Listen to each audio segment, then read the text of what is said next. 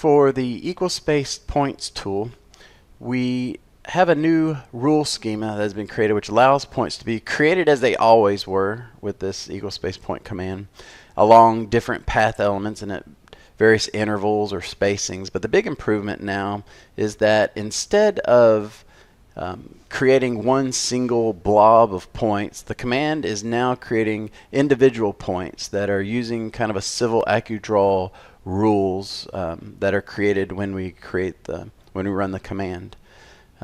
These points now have the ability to have unique names. They have the ability to, because of those unique names and description and feature definition, that improves reporting, that improves export capabilities, it improves annotation, and then we also have the ability to kind of upgrade our older DGNs that use the older rule engine there.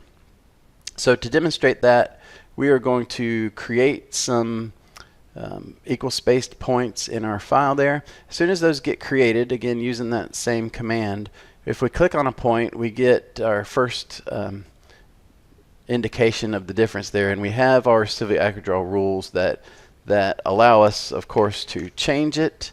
I can, since a lot of those rules are using the same values there, I can make certain kind of group edits as well to that.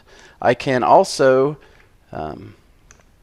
while I'm here, I can go to a single point and I can make a change to its feature definition there. So I'm going to set that one as a different type there.